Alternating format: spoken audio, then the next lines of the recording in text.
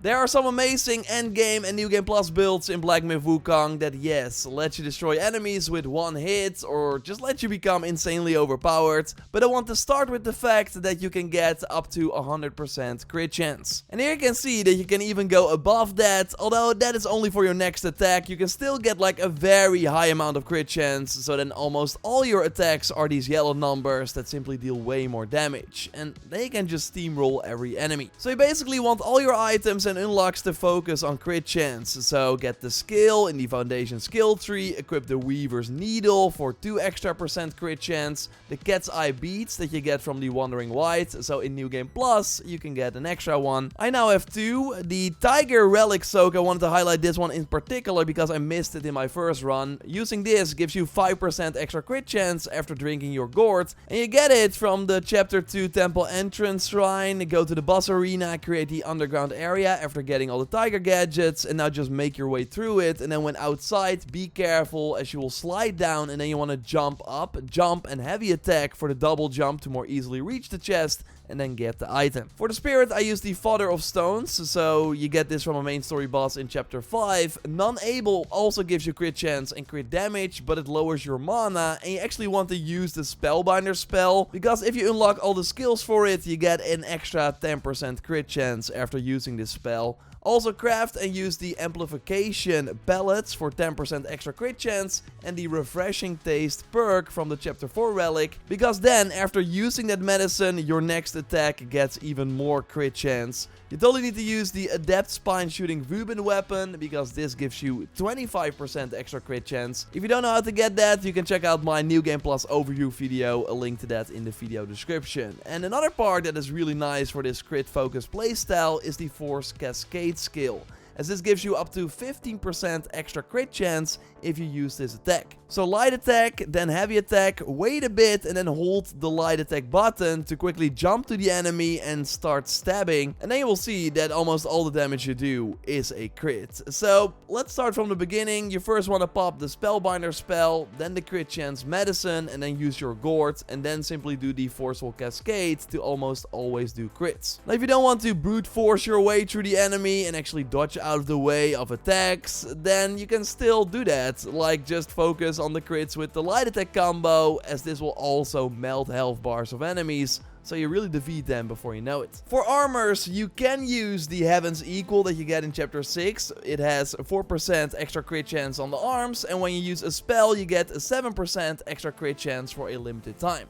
So this can be nice if you still want to use spells and spirits and not go for the Spellbinder option. Although I would argue that the Outrage armor is overall better, because with this you increase your damage by 25%, and yes, this also applies to your crits, which are of course already increased based on your crit chance. And of course also invest in that crit damage skill and activate the Keen Insight relic perk for 15% extra crit damage. Then your attacks that are almost always crits just deal a ton of damage. It's crazy and a ton of fun. Although if you want to skip a whole boss fight, that is also possible. Let's look at that one-shot build, another fun build. Of course, if you liked the video so far, leave a like and subscribe if you haven't already for way more Black Myth Wukong content like this. Yes, you already saw it in action, but now I will tell you how you can use the headbutt to instantly take out enemies. And by the way, even if you don't one-shot certain more powerful bosses like the second Venom Taoist, then still after this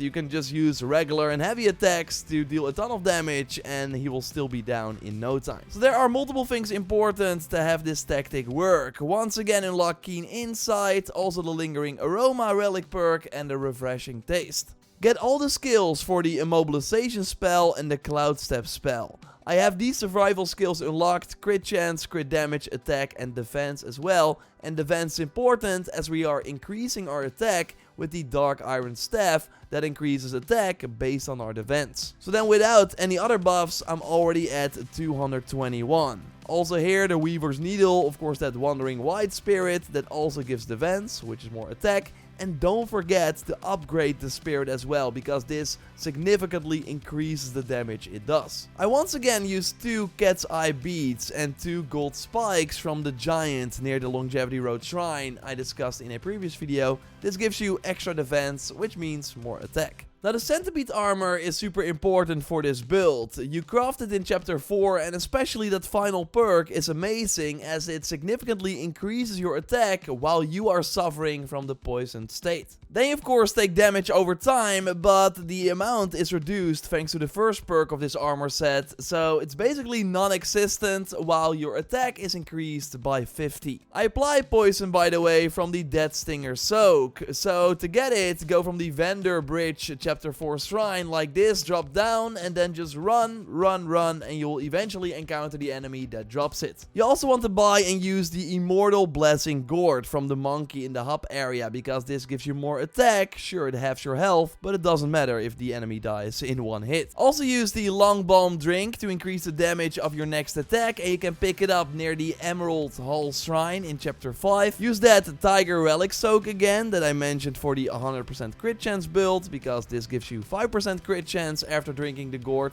and you also want to take some medicine. Go to the dock and buy the Long Aura Amplification Pellets because this increases your attack by 15, your crit chance by 15%, and the crit damage by 20%. Using the enhanced tiger pellets on top of that can by the way also help for 15 extra attack. So the tactic is approach the boss, do the cloud step, then your gourd, then use the 2 medicine, then immobilize the target for extra damage, and then use the Wandering White Spirit for an almost guaranteed crit that instantly takes out the enemy. Yeah, this is really a ton of fun. Now another amazing playstyle with this armor does not require you to drink any medicine, but is still very strong. But for this you want to get the Venomous Arm Guards that I actually also recommend you use for the one-shot build, as these namely give 3% extra crit chance and you keep the amazing Centipede armor set bonus. Now it's very easy to miss these secret arm guards as you can only get them from one boss, but only if you attack him in specific ways and then defeat him.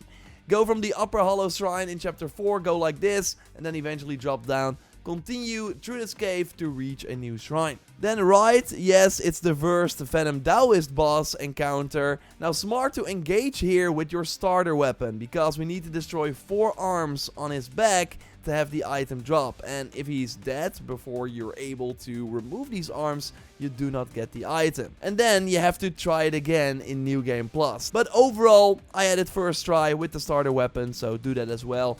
And you clearly see when an arm is removed because it falls on the floor. Use the photo mode during the encounter to spot the remaining arms because you really have to damage those for them to fall off. Use the immobilize spell when he's like on the ground like this, so they can easily damage the remaining arms. If you think you're not gonna make it because his health is very low and you did not remove enough arms, you can always let yourself die and retry it. But yeah, you have to break the 4 arms to get the armor piece when you defeat him. And with that equipped, you can now apply poison to enemies on crits and then deal some nice damage over time on top of the already powerful hits that you do. Really nice for this is the Curio, the Celestial Birthstone Fragment from the final frog in chapter 6. Also a link to a video where I explain the frogs and the locations in the video description. Like with this Curio, you ignore the enemy's 4 Bane's resistance, including poison, so then they always build up at the same pace, no matter the boss. But what's kind of crazy is that I'm doing, of course, a lot of hits to build up the poison status effect, but because my crits are very high,